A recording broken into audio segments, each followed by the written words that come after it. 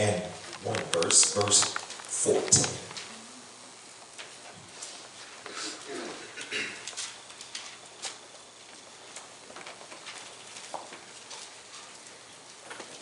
Job chapter 14, verse 14. If a man die, shall he live again? All the days of my appointed time will I wait till my change come. God bless you. That's the word of our God. Hold on till your change comes. Hold on until your change comes. Church, I wanted to take a moment to express to us this adage, what I think may have some validity to it, that when it rains, talk back to me somebody. Yes, sir. I think that when things started to happen or start to happen, as it pertains many times to negative activity, it is one thing after another. Yes, sir. Yeah. Something happening every single day, and sometimes it's 2 and 3 times a day. Yeah. So that adage would have some truth to it, that when it does rain, it really does pour. It sometimes won't allow me to get over one thing because another thing has happened already. And I was trying to figure out how I was going to maneuver through this and get over that, and just as soon as I thought I had made some treadway, I got a call that another thing done broke. Seems like that when it does rain, It pours. it literally does pour. This particular book that you have great knowledge of expresses to us this particular interest, that while Job is a man who looks at God and worships God and respects God and would try all that he could to do to serve God, still this good God-serving man has some trouble he has to deal with. I want to encourage you today, church, that no matter how wonderful you may be and how much you may serve and sing and try to do all that the Lord wants you to do, our lives will have some trouble in it. Just get used to it. Get ready. While we're here in this earth, life is going to have trouble. Get ready for it. The Bible says that while Job was sitting around one day, a servant came to him to say to him, because you already know Job has almost $1 million worth of livestock. He's got a wonderful family. He's got 10 children. He's got a beautiful wife. He's got things going good for him. I mean, life is just splendid. It's perfect. It could not be any better. But you know what happens while Job is just enjoying his life? One day a servant comes to him and says that while all the oxen, all the donkeys were out there in the field, he says that something happened. These barbarians, the Sabians, they came to take all of your stuff. And not only did they take them, but they killed all the servants. And I alone have escaped to tell you this thing. Trouble is coming upon him in a very massive way. Soon after that, another comes to him to say that while the sheep were out there in the field, about 3,000 or about 1,000 of them, there was a lightning to strike and cause a fire to come over the land, and it burned all of the sheep and all of the servants. And I'm the only one that lasted to come tell you that not only are your oxen, your donkeys gone, and those servants, but your sheep, they are now gone. Then while he is telling him that story, he says that there was another group, the Chaldeans, these barbarians. They came out to take all of the other livestock we had. It was about 3,000 of that we had. And they took all of it. It was what they say, a band. It was 3 bands. It was 3,000 sheep and goat that they took away and killed all the servants, and I alone. I'm here to tell you that that bad thing has happened. Job is lamenting over the riches that he has lost, wondering, Lord, what is going on? I mean, I've tried to serve you. I've tried to do right by you. I've tried to live for you.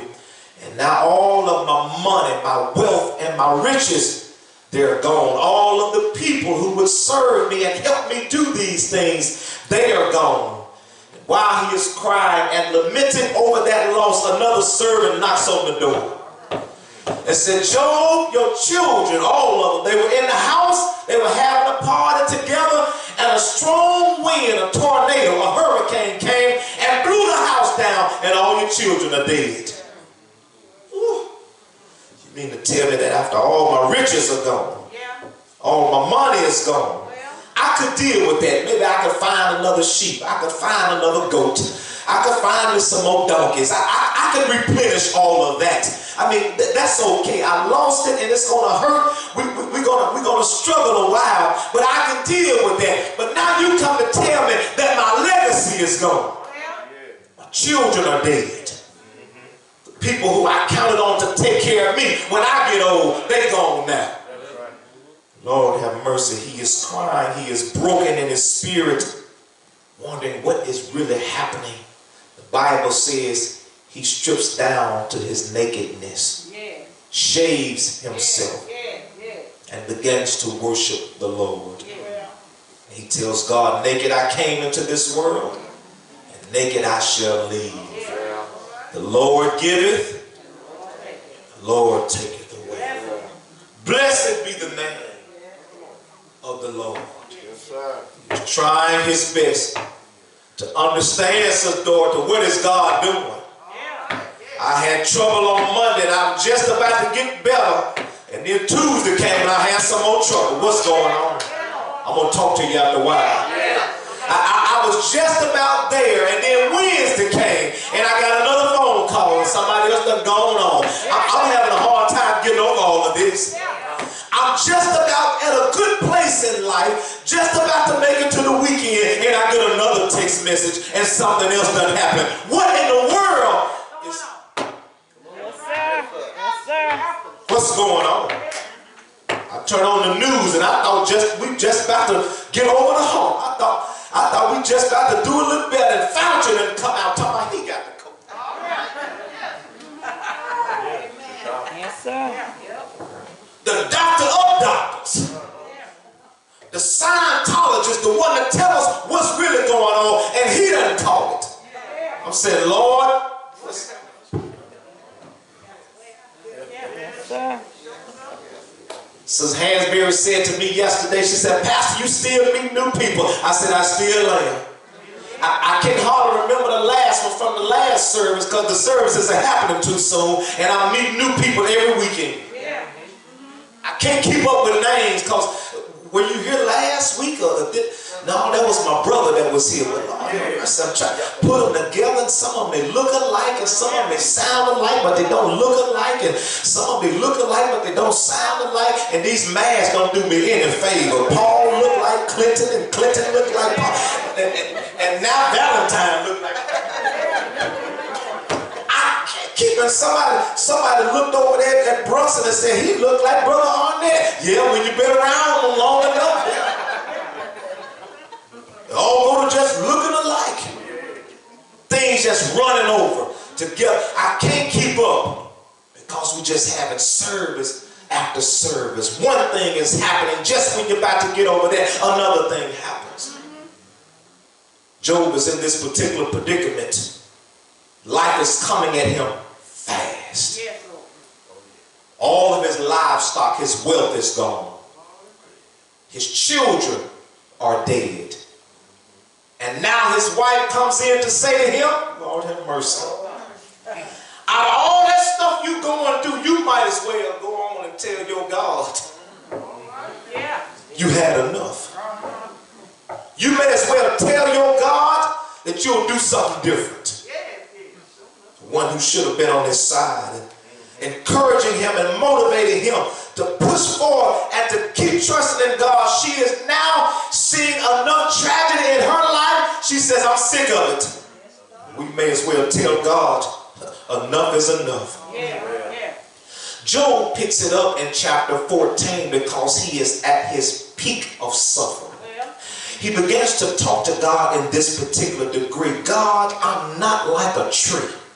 He says, even a tree, when you cut the limbs, they'll grow back. Even when you cut a tree down to the stump, he says that when you put water and sunlight to it, it'll soon grow back and become a tree again. He says, but me, I'm like a flower. You cut me down and I wither away. It's because it will suggest, children of God, that every time a thing happens to us, we're not able to bounce back like we were before it happened.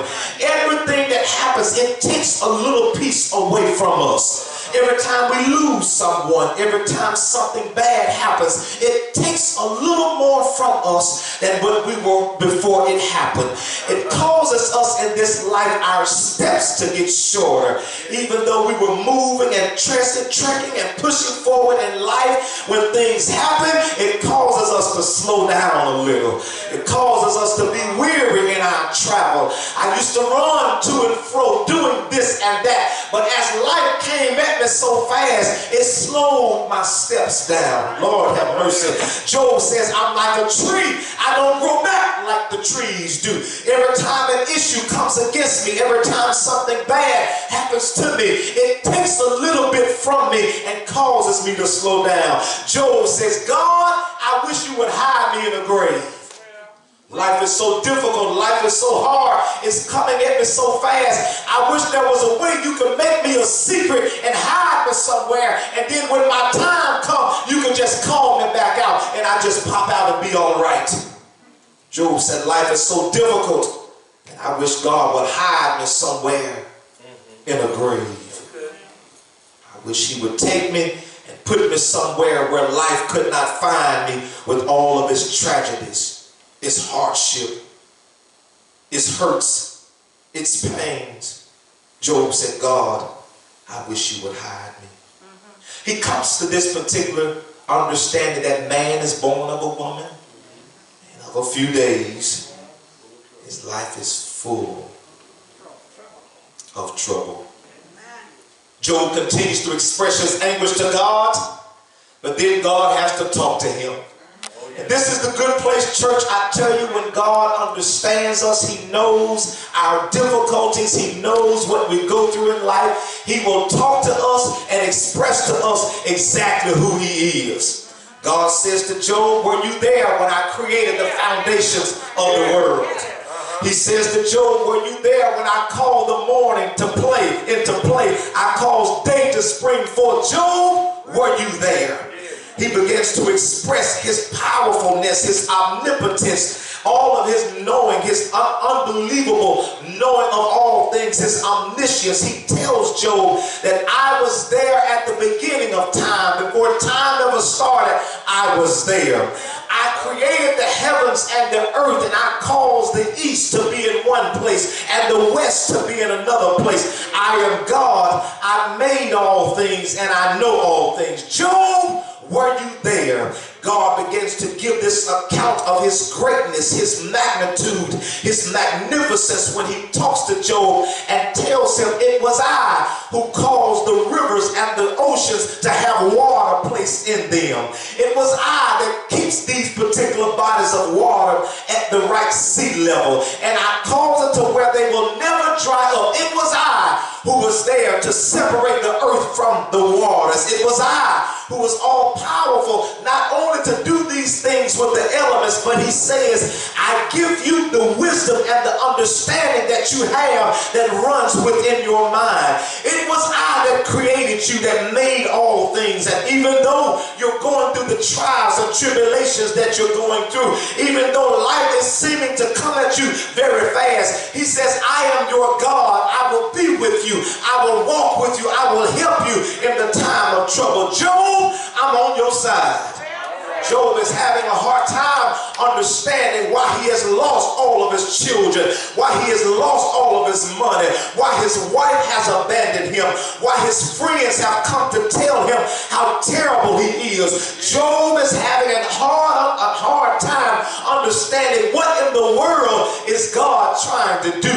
And God is saying to him, I chose you to be an example because I knew that if I could try you, you would come and still worship me in spite of. So I want to tell the church today that no matter how fast life comes at us, no matter how difficult life is for us, just know that God has a plan for our lives.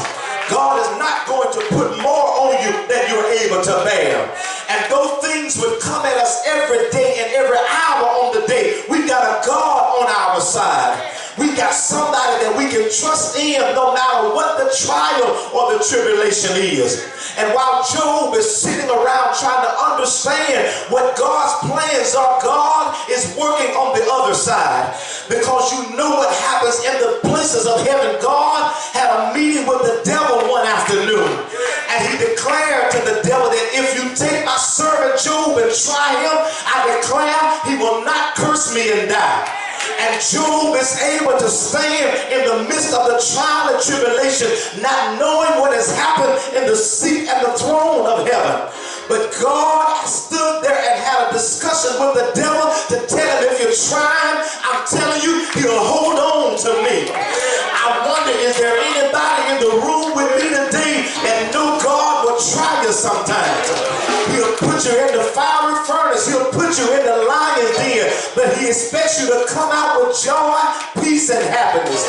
Because he knows if I can be a God on your side, he knows you'll always trust and lean on him. He knows we'll always depend on him. And so Job declares, for as long as I live, I'm going to wait until my change comes. Job is expressing 2 points about his change. One point about Job's change, he understands one of these days I got to die. And just as sure as you and I live in this earth, if we live long enough and God delays his coming, we sure enough got to die. We got to leave from this old world and go into a world that's not made by the hands of man. But one of these days my spirit and soul will leave this body. And Job says, I'll just wait till my change comes. But Job speaks of another change because he says, if a man die, will he have an opportunity to live again? Job says, I'll wait for my second change because in the moment, in the twinkling of an eye, we shall be changed. Because those that are dead in Christ, they're going to rise up first, and they shall not be hindered. Now those of us that will remain, for we shall be caught up to meet them in the air at the voice of the Lord, and at that great sound from heaven, we'll be on our way to heaven. I'm telling you today, New Hope, I want you to hold on to that and comfort one another. And while trouble is coming every day, we get bad news on Monday, terrible news on Tuesday, weary news on Wednesday, terrible news on Thursday, frightful news on Friday, some terrible news on Saturday, and sometimes on Sunday morning somebody will call with some more bad news. But I come to tell you today, if you hold to God's hands, God will help you through your pain. If you hold on to God, God will pull you through your trial. Everything you're dealing with, every hurt you got to feel, just hold on to God until God comes to change you. But I heard him say that while we live in the earth, man is going to have trouble, man is going to have difficulty, but you got to hang on in there because I overcame, and so shall you if you hold on to God. Unchanging hand, we got to overcome. If you hold on to God, unchanging hand, we got to make it through because life is filled with swift transitions. We're here today and gone tomorrow. Life is filled with so much transition. I'm happy today. I'm sad this evening. Life is filled with so much transition. I'm healthy now. I'm sick in the morning. Life is filled with so much transition. But I got to hold to God.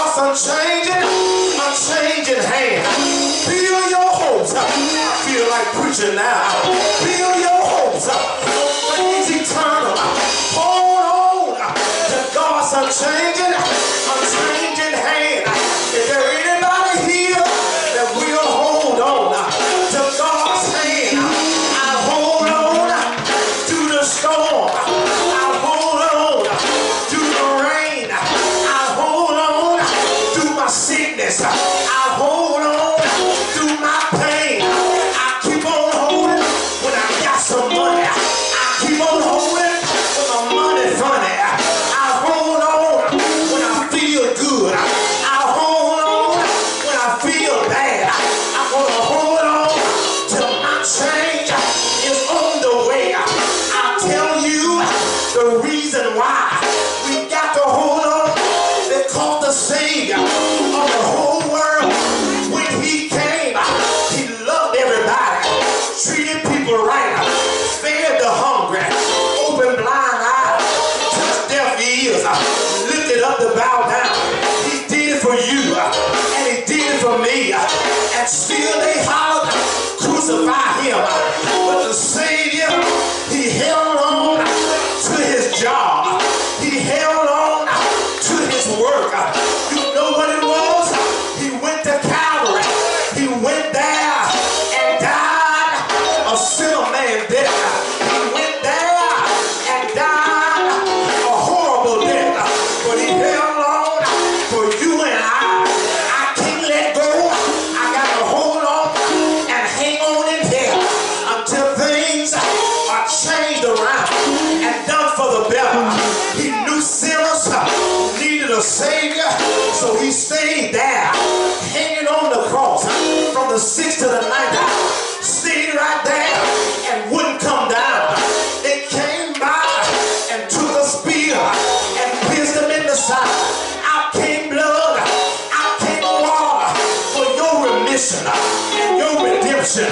He stayed there.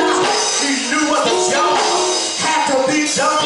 I got to hang on. I can't let go. I got to hang here until the world is changed for the better.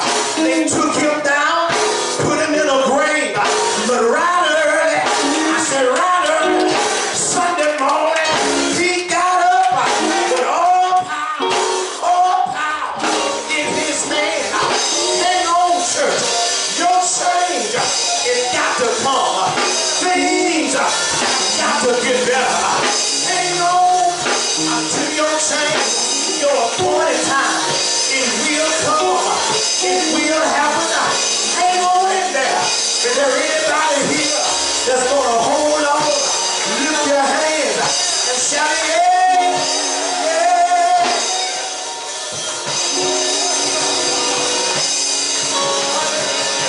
God bless you today. Hang on in there until your change.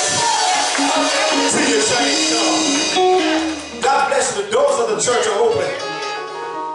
Whatever you do, church, I know things are happening fast.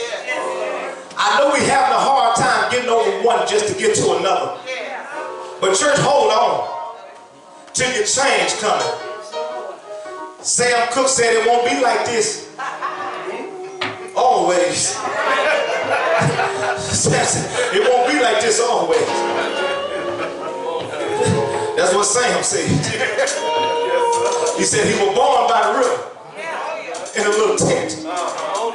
Ever since his life.